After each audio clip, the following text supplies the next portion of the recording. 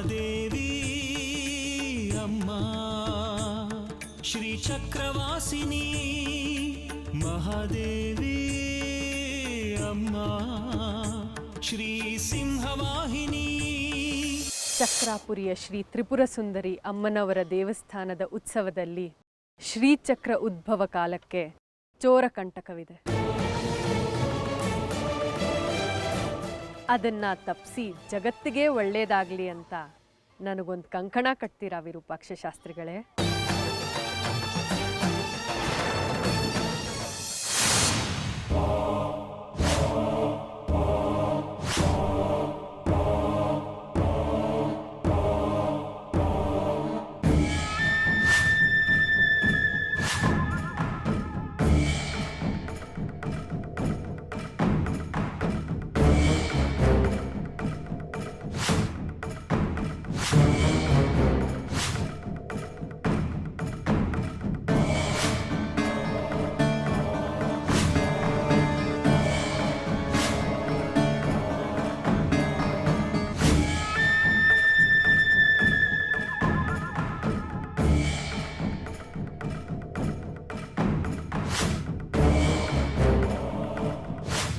ಈಗಲೂ ಅವಕಾಶ ಇದೆ.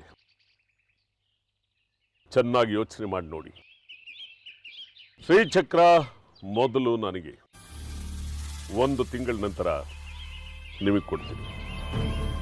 ಇದಕ್ಕೆ ಒಪ್ಪಿಗೆ ಇದ್ರೆ ಇಲ್ಲಿರಬಹುದು, ಇಲ್ಲ ಅಂದ್ರೆ ಈ ಕ್ಷಣನೇ ಹೊರಗೆ ಹೋಗ್ಬೋದು. ಯಾರಿದ್ರು ಇಲ್ಲದೆ ಇದ್ರು ಶ್ರೀಚಕ್ರ ಸಂಪಾದನೆ ಮಾಡೋದು ಹೇಗೆ ಅಂತ ನನಗೆ ಗೊತ್ತಿದೆ.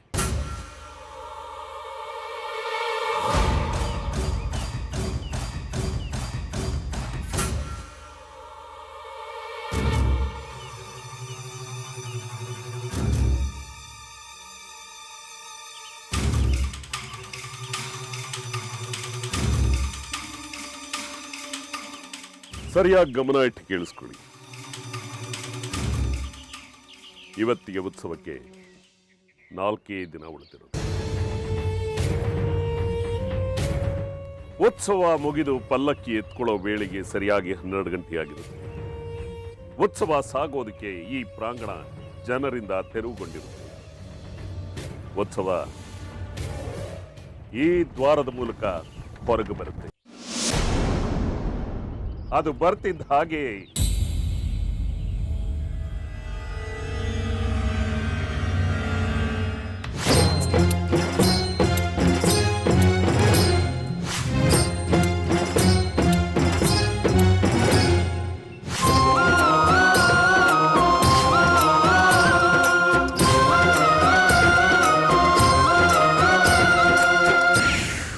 ಉತ್ಸವ ಹೊರಗೆ ಬರ್ತಿದ್ದ ಹಾಗೆ ದೇವಸ್ಥಾನದ ಒಂದು ಪ್ರದಕ್ಷಿಣೆಯನ್ನು ಹಾಕಿ ಕಲ್ಯಾಣಿಗೆ ಬಂದು ಸೇರುತ್ತೆ. ಅಲ್ಲಿ ನಮ್ಮ ಕೆಲಸ ಪ್ರಾರಂಭ ಆಗುತ್ತೆ.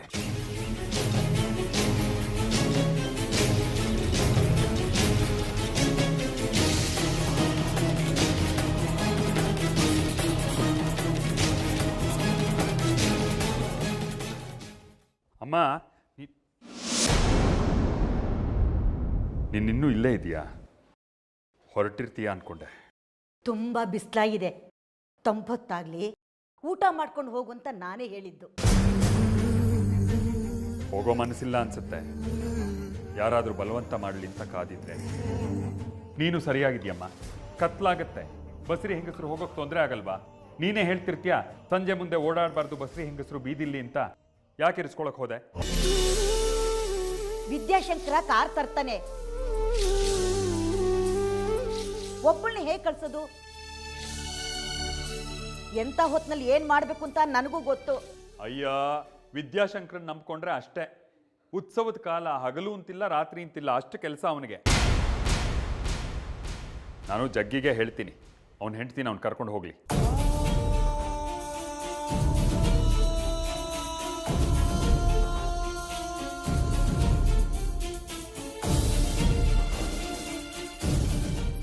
ಏನ್ ಮಾತು ಅಂತ ಆಡ್ತೀವ ಶೇಖರಿ?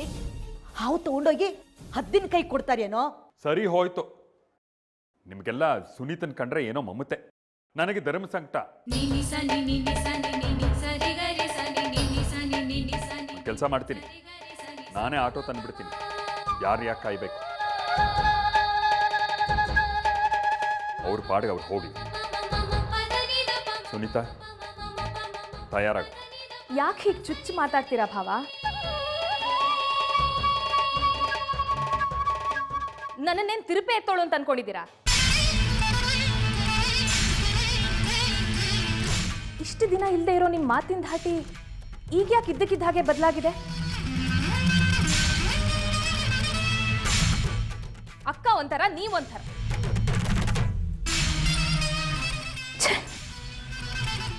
ನನ್ನ ವಿಧಿನೇ ಹೀಗಿರ್ಬೇಕಾದ್ರೆ ನೀವೇನ್ ಮಾಡೋಕ್ಕಾಗತ್ತೆ ಹೇಳಿ? ಈ ಮನೆನ ನನ್ನ ತವ್ರ ಮನೆ ಅಂತ ಅನ್ಕೊಂಡಿದ್ದೆ. ಅತ್ತೆ ನನ್ಗೇನೂ ಆಗ್ಬೇಕಾಗಿಲ್ಲ, ಆದ್ರೆ ಅವ್ರಿಗಿರೋ ಅಂತಕರಣ ನಿಮ್ಮಿಬ್ಬರಿಗೂ ಇಲ್ವಲ್ಲ ಭಾವ? ನನ್ನ ಮಗುನ ಮುಗಿಸ್ಬಿಡ್ತಾನೆ ನನ್ನ ಗಂಡ. ಅದನ್ನು ಉಳಿಸ್ಕೊಳ್ಳೋದಕ್ಕೆ ನಾನು ಇಲ್ಲಿಗೆ ಬಂದಿದ್ದು. ಇಲ್ಲಿ ಕುತ್ಕೊಂಡು ಹೊತ್ತೊತ್ತಿಗೆ ಊಟ ತಿಂಡಿ ಮಾಡಿಕೊಂಡು ನಿಮ್ಗಳ ಕೈಲಿ ಸೇವೆ ಮಾಡಿಸ್ಕೊಳ್ಳೋದಕ್ಕೆ ನಾನು ಇಲ್ಲಿ ಬಂದಿಲ್ಲ. ಒಳಗಡೆ ನನ್ನ ಬಟ್ಟೆ ಇದೆ, ಅದನ್ನು ತಗೊಳಕ್ಕಾದ್ರೂ ಸಮಯ ಇದೆ ಅಲ್ವಾ?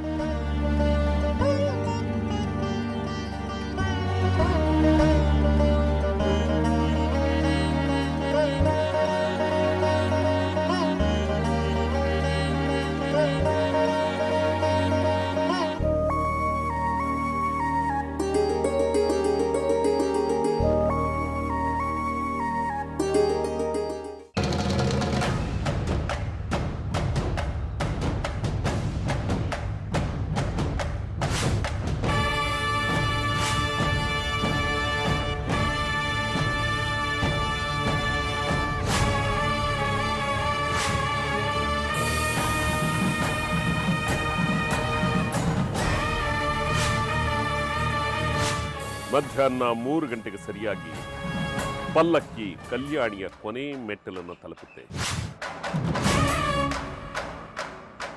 ಸಂಪ್ರದಾಯದ ಪ್ರಕಾರ ಶ್ರೀಚಕ್ರವನ್ನ 3 ಬಾರಿ ಕಲ್ಯಾಣಿಯಲ್ಲಿ ಮುಳುಗಿಸಿ ತೆಗಿಬೇಕು.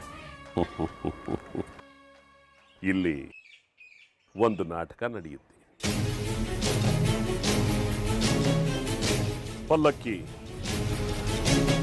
ಇಲ್ಲಿರುತ್ತೆ. ಆ ಪಲ್ಲಕ್ಕಿಯ ಸುತ್ತ ಜನ ಕಿಕ್ಕಿರಿದು ತುಂಬಿರ್ತಾರೆ. ಶ್ರೀಚಕ್ರವನ್ನ ಪೀಠದಿಂದ ತೆಗೆಯೋ ಸಾಲಕ್ಕೆ ಸರಿಯಾಗಿ ಖಡ್ಕಿ, ನೀನು ಮತ್ತೆ ನಿನ್ನ ಶಿಷ್ಯ ಮಣಿಕಂಠ ಇಬ್ರು ಈ ಕಲ್ಯಾಣಿಯ ಪಶ್ಚಿಮ ಭಾಗದ ಈ ಜಾಗದಲ್ಲಿ ಬಂದು ನಿಲ್ಲಬೇಕು. ಉತ್ಸವಕ್ಕೆ ತಂದ ಪಂಜುಗಳಲ್ಲಿ ಒಂದು ಪಂಜು ನಿಮ್ಮ ಹತ್ರ ಇರುತ್ತೆ.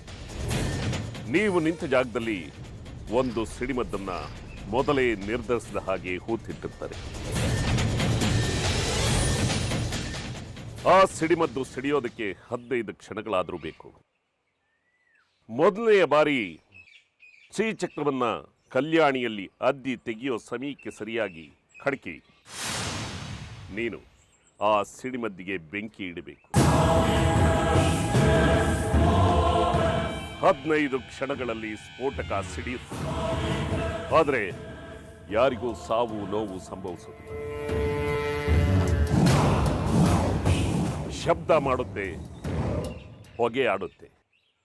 ಆ ಶಬ್ದಕ್ಕೆ ಹೆದರಿ ಜನ ಸಿಕ್ಕ ಕಡೆ ಹುಚ್ಚುಚ್ಚಾಗಿ ಓಡ್ ಹೋಗ್ತಾರೆ.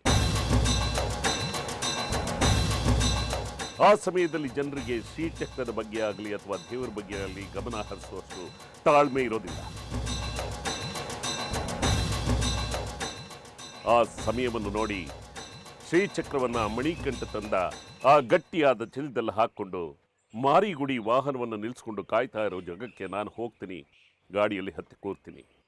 ಅದೇ ಸಮಯಕ್ಕೆ ಬೇರೆ ಒಂದು ದಾರಿಯಿಂದ ಮಣಿಕಂಠ ನಿನ್ನ ಹತ್ರ ಬಂದು ಸೇರ್ತಾನೆ.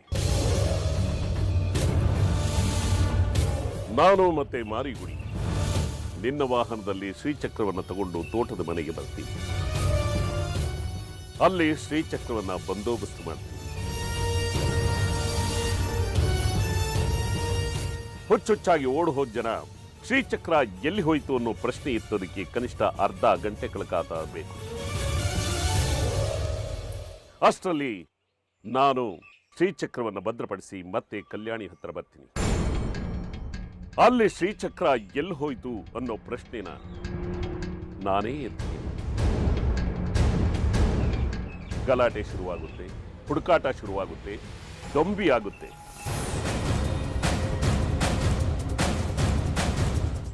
ಆಮೇಲೆ ನಿನ್ನ ಠಾಣೆಗೆ ಬಂದು ಶ್ರೀಚಕ್ರ ಕಾಣೆಯಾಗಿದೆ ಅಂತ ದೂರನ್ನ ನಾನೇ ಖುದ್ದಾಗಿ ದಾಖಲಿಸ್ತೀನಿ. ನಿನ್ನ ಹತ್ರ ಜಗಳ ಮಾಡ್ದ ಹಾಗೆ ಮಾಡ್ತೀನಿ. ನೀನು ತರಾತುರಿಲಿ ಹುಡುಕಾಟ ಮಾಡೋ ಹಾಗೆ ಒಂದು ನಾಟಕ ಮಾಡಿ. ಆಮೇಲೆ ಜನ ತಮ್ಮ ಸಮಸ್ಯೆಗಳಲ್ಲಿ ಮುಳುಗಿ ಹೋಗಿ ಶ್ರೀಚಕ್ರವನ್ನು ಮರೆತು ಬಿಡ್ತಾರೆ. ಇದು ನಾನು ಮಾಡಿರೋ ಯೋಚನೆ. ನಿಮ್ಮದೇನಾದ್ರು ಪ್ರಶ್ನೆ? 1 ತಿಂಗಳ ನಂತರ ಶ್ರೀಚಕ್ರ ನನ್ನ ಕೈ ಸೇರುತ್ತಾ ಅನ್ನೋದೇ ನನ್ನ ಪ್ರಶ್ನೆ. ಇದು ಪ್ರಶ್ನೆ ಅಲ್ಲ, ನನ್ನ ಮೇಲಿಟ್ಟಿರೋ ಅಪನಂಬಿಕೆ.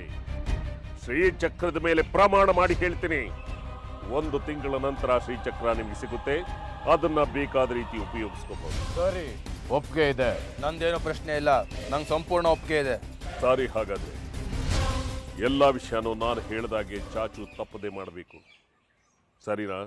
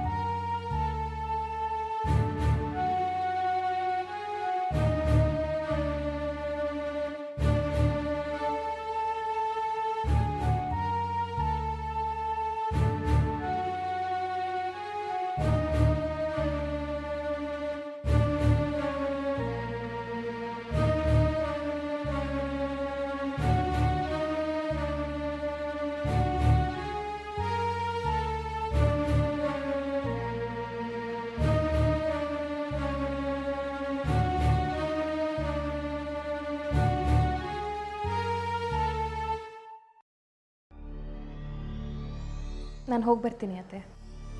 ಅಕ್ಕ, ನಾನು ಹೊರಡ್ಲಾ? ನಂದೇ ತಪ್ಪು ಅನಿಸುತ್ತೆ. ನೀವೆಲ್ಲ ತುಂಬ ಪ್ರೀತಿ ತೋರಿಸ್ತೀರಿ ಅಂತ ನಾನು ಅತಿಯಾಗಿ ಅಪೇಕ್ಷೆ ಪಟ್ಬಿಡ್ತೀನಿ. ಅವ್ರವ್ರ ಮನೆ ಅವ್ರವ್ರಿಗೆ. ನನಗೆ ಯಾರ ಮೇಲೂ ಬೇಜಾರಿಲ್ಲ. ಬರಲಾ?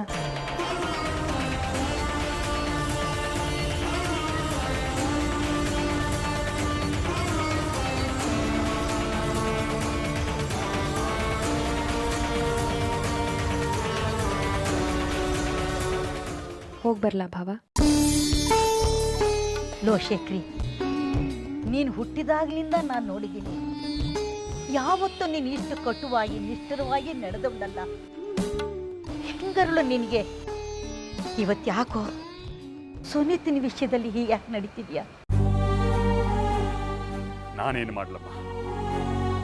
ಸುನೀತಾ ನಮ್ಮ ಮನೇಲಿದ್ರೆ ನನಗೇನು ತೊಂದರೆ ಇಲ್ಲ. ಆದರೆ ಲಲಿತನ್ಗೆ ತನ್ನ ತಂಗಿ ತನ್ನ ಮನೇಲಿ ಇರೋದು ಇಷ್ಟ ಇಲ್ಲ. ಇವಳು ಗಂಡನಿಗೂ ಬೇಡವಾದವಳು. ಇನ್ನು ಹೆತ್ತವರು ಸತ್ತಿದೆಯೋ ಬದುಕಿದೆಯೋ ಅಂತ ವಿಚಾರಿಸಿಲ್ಲ. ಇದರಲ್ಲಿ ನಂದೇನು ತಪ್ಪಮ್ಮ? ಸುನೀತಾ, ಆಟೋ ಬಂದಿದೆ, ನಡಿ.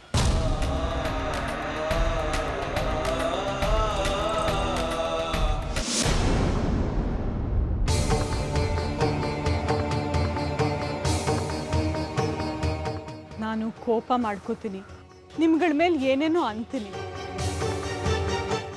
ಆದರೆ ಅವಳು ನಮ್ಮ ತಂಗಿ ಅನ್ನೋ ವಾತ್ಸಲ್ಯ ನನಗಿದೆ ರೀ. ಅವಳು ಹೋಗೋದು ಬೇಡ, ಇಲ್ಲೇ ಇರಲಿ. ನಾನೇ ಅವಳು ಬಾಣಂತನ ಮಾಡ್ತೀನಿ. ಸುನೀತಾ, ಹೋಗ್ಬೇಡ ಕಣೆ. ಬೇಡ ಲಲಿತಾ, ಸುಮ್ಮನೆ ಸಂದೇಹಗಳು, ಕಿರಿಕಿರಿಗಳು. ಹೋಗ್ಲಿ ಬಿಡು. ನಿಮ್ಮ ದಮ್ಮಯ್ಯ ಅಂತೀನಿ. ಕಳಿಸ್ಬಿಡಿ ಅವಳನ್ನ, ಅವಳು ಇಲ್ಲೇ ಇರಲಿ. ಬೇಡ. ಸುನೀತಾ ಇಲ್ಲಿದ್ರೆ 1-2 ದಿನ ಚೆನ್ನಾಗಿರುತ್ತೆ. 3ನೇ ದಿನಕ್ಕೆ ಶುರುವಾಗುತ್ತೆ. ನಿನಗೆ ನನ್ನ ಮೇಲೆ ಅನುಮಾನ. ನಾನು ಸುನೀತನ ಜೊತೆ ಮಾತಾಡಿದ್ರೆ ನಿನಗೆ ಸಿಟ್ಟು ಬರುತ್ತೆ. ವಿದ್ಯಾ ಬಂದು ವಿಚಾರಣೆ ಶುರು ಮಾಡ್ತಾನೆ. ನಾನು ವಿವರಣೆ ಕೊಡಬೇಕಾಗತ್ತೆ. ಅಮ್ಮ ನನ್ನನ್ನು ವಹಿಸ್ಕೋತಾಳೆ. ನಿನಗೆ ಅಮ್ಮನ ಮೇಲೆ ಸಿಟ್ಟು ಬರುತ್ತೆ. ಇವೆಲ್ಲ ಬೇಕಾ? ನಾನು ಅಮ್ಮನವ್ರ ಮೇಲೆ ಆಣೆ ಮಾಡಿ ಹೇಳ್ತೀನಿ, ಈ ಸರ್ತಿ ಹಾಗಾಗೋದಿಲ್ಲ. ನಾನು ಏನು ಕಿರಿಕಿರಿ ಮಾಡೋದಿಲ್ಲ, ವಿದ್ಯಾನು ನಿಮ್ಮನ್ನು ಏನು ವಿಚಾರಿಸೋದಿಲ್ಲ. ಹ್ಞೂ ಅನ್ನಿ.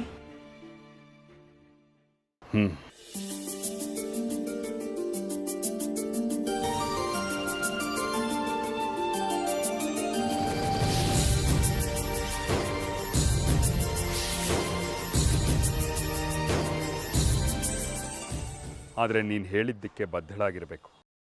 ಹಾಗಿದ್ದರೆ ಇರಿಸ್ಕೊ. ಸುನೀತಾ ಇಲ್ಲಿದ್ದರೆ ನನಗೇನು ತೊಂದರೆ ಇಲ್ಲ.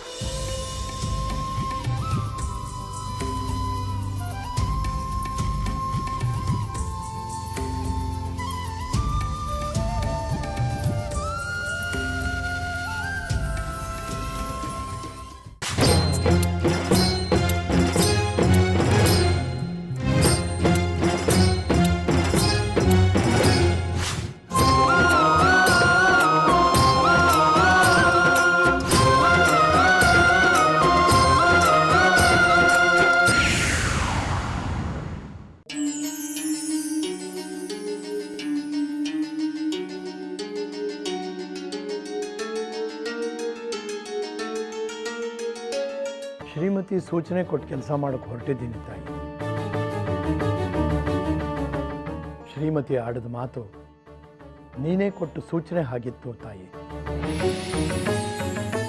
ಯಾರಿಗೆ ಗೊತ್ತು ಯಾವ ರೂಪದಲ್ಲಿ ಯಾರ್ಯಾರ ಮೂಲಕ ಯಾವ್ಯಾವ ಕೆಲಸಕ್ಕೆ ನಾಂದಿ ಸೂಚಿಸ್ತೀಯ ಅಂತ. ಈ ದಿನಕ್ಕೋಸ್ಕರ, ಈ ಕ್ಷಣಕ್ಕೋಸ್ಕರ, ನಿನ್ನ ಆದೇಶಕ್ಕೋಸ್ಕರ ಇಷ್ಟು ದಿನ ಕಾಯ್ತಾ ಇದ್ದೆ ತಾಯಿ. ಎಲ್ಲೋ ಇದ್ದ ನನ್ನ ನಿನ್ನ ಸೇವೆ ಮಾಡೋಕ್ಕೋಸ್ಕರ ಕರೆಸ್ಕೊಂಡೆ. ಧೂಪ ದೀಪ ಹಚ್ಚಿ ಯಜ್ಞ ಯಾಗಾದಿಗಳನ್ನು ಮಾಡು ಅಂತ ಯಾವತ್ತೂ ನೀನು ಆಜ್ಞೆ ಮಾಡಲ್ಲ ಅಂತ ನನಗೆ ಗೊತ್ತು. ಭೂತಾಯಿ ರಕ್ಷಣೆಗೋಸ್ಕರ ಆಗಾಗ ನಮ್ಮಂಥವ್ರನ್ನ ನೇಮಕ ಮಾಡ್ತೀಯ. ಇದು ನಾನು ಪಡೆದ ನನ್ನ ಪಾಲಿನ ಭಾಗ್ಯನಮ್ಮ. ಈಗ ನಾನು ಹೊರಡ್ತಾ ಇದ್ದೀನಿ ತಾಯಿ, ನಿತ್ಯವಾಹಿನಿ ನದಿ ದಡಕ್ಕೆ. ನೀನು ನೀಡಿದ ಈ ಕಾರ್ಯವನ್ನು ಯಶಸ್ವಿಯಾಗಿ ನೆರವೇರಿಸೋದಕ್ಕೆ ಶಕ್ತಿ ಕೊಡು ಮಾತಾಯಿ, ಶಕ್ತಿ ಕೊಡು. ಸಿಂಧೂರಾರುಣ ವಿಗ್ರಹ ತ್ರಿನಯನ ಮಾಣಿಕ್ಯ ಮೌಲಿ ಸ್ಫುರತ್ ತಾರಾನಾಯಕ ಶೇಖರಾಂ ಸ್ಮಿತಮುಖೀಂ ಆಪೀನ ವಕ್ಷೋರುಹಾಂ. ಗಡ್ಕೆ, ವಿರೂಪಾಕ್ಷ ಹೇಳಿದಲ್ಲಿ ನೆನಪಿದೆ ತಾನೆ? ಹೌದು, ನೆನಪಿದೆ. ಅವನ ಅಹಂಕಾರದ ಮಾತುಗಳು ನೆನಪಿದೆ. ಈಗ ಆದ ಅವಮಾನವನ್ನು ಮರ್ತ್ಬಿಡು ಕಡ್ಕಿ. ಆದಷ್ಟು ಶಾಸ್ತ್ರಿ ಹೇಳಿದ ಉಪಾಯದ ಹಾಗೆ ನಡೆಯುತ್ತೆ ಅಂತ ನಾವು ನಂಬಿಸ್ಬೇಕು. ಆದರೆ ಅವತ್ತು ಅಸ್ತಕ್ಕೆ ನಡಿಬೇಕಾಗಿರೋದೇ ಬೇರೆ. ವಿರೂಪಾಕ್ಷ ಹೇಳಿದಾಗೆ ನೀವಿಬ್ರು ಕಲ್ಯಾಣಿಲಿ ಜನಗಳ ಮಧ್ಯೆ ನಿಂತಿರ್ತೀರಿ. ಶ್ರೀಚಕ್ರನ ಪಲ್ಲಕ್ಕಿಂದ ಇಳಿಸೋ ವೇಳೆಗೆ ಸ್ಫೋಟಕನ ಸಿಡಿಸ್ತೀರಿ. ಜನಗಳು ಚದುರ್ತಾರೆ. ಆದ್ರೆ ಈ ಮಾರಿಗುಡಿ ಜೀಪ್ ನಿಲ್ಲಿಸ್ಕೊಂಡು ಅವನು ಹೇಳಿದ ರಸ್ತೆಯಲ್ಲಿ ಕಾಯ್ತಾ ಇರೋದಿಲ್ಲ. ಯಾರಿಗೂ ಕಾಣದೇ ಇರೋ ಹಾಗೆ ಪಲ್ಲಕ್ಕಿ ಸುತ್ತಮುತ್ತಾನೆ ಇರ್ತಾನೆ. ಯಾಕೆ? ಅದರಿಂದ ಎಲ್ಲ ಉಲ್ಟಾ ಆಗ್ಬಿಡುತ್ತಲ್ಲ. ಆಮೇಲೆ ಶ್ರೀಚಕ್ರ ಯಾರಿಗೂ ಸಿದ್ಧ ಹಾಗ ಆಗ್ಬಿಡುತ್ತೆ. ಅಲ್ಲೇ ಇರೋದು ಈ ಮಾರಿಗುಡಿ ಗಮ್ಮತ್ತು. ಅಲ್ಲಿಂದ ಶುರುವಾಗತ್ತೆ ನನ್ನ ಉಪಾಯ. ಅಂದ್ರೆ ನೀನೀಗ ಬೇರೆ ಉಪಾಯನೇ ಮಾಡಿದ್ಯಾ? ಹೌದು ಕಾಲರುದ್ರ ಸಿದ್ದೇಶ್ವರ ಕಡ್ಕಿ. ಅಲ್ಲಿಂದ ಮುಂದೆ ಎಲ್ಲ ನಾ ಹೇಳಿದ ಪ್ರಕಾರ ನಡೀತಾ ಹೋಗುತ್ತೆ. ಸ್ಫೋಟಕ ಸಿಡಿದು ಜನ ಓಡ್ತಾ ಹೋಗ್ತಿದ್ರೆ ವಿರೂಪಾಕ್ಷ ಮಾತ್ರ ಅಲ್ಲೇ ನಿಂತಿರ್ತಾನೆ. ಯಾಕಂದ್ರೆ ಶ್ರೀಚಕ್ರ ಅಪಹರಣ ಮಾಡಬೇಕಾಗಿರುತ್ತೆ. ಅವನ ಹಿಂದೆ ಇನ್ನೊಬ್ಬ ನಿಂತಿರ್ತಾನೆ. ಅವನು ನಾನು ಹೇಳಿದ ಕೆಲಸ ಮಾಡ್ತಾನೆ. ಯಾರದು? ದೇವಸ್ಥಾನದಲ್ಲಿ ಚಪ್ಪಲಿ ಕಾಯೋ ಬಂಗಾರಿ. ವಿರೂಪಾಕ್ಷನ ಮುಗಿಸೋದಕ್ಕೆ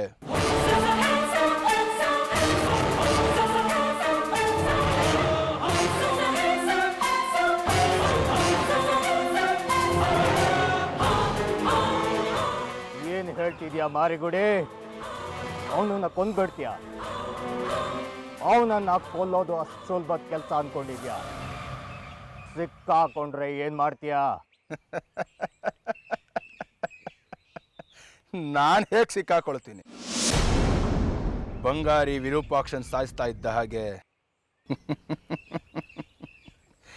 ಈ ಮಾರಿಗುಡಿ ಆ ಬಂಗಾರಿನೇ ಸಾಯಿಸ್ಬಿಡ್ತಾನೆ.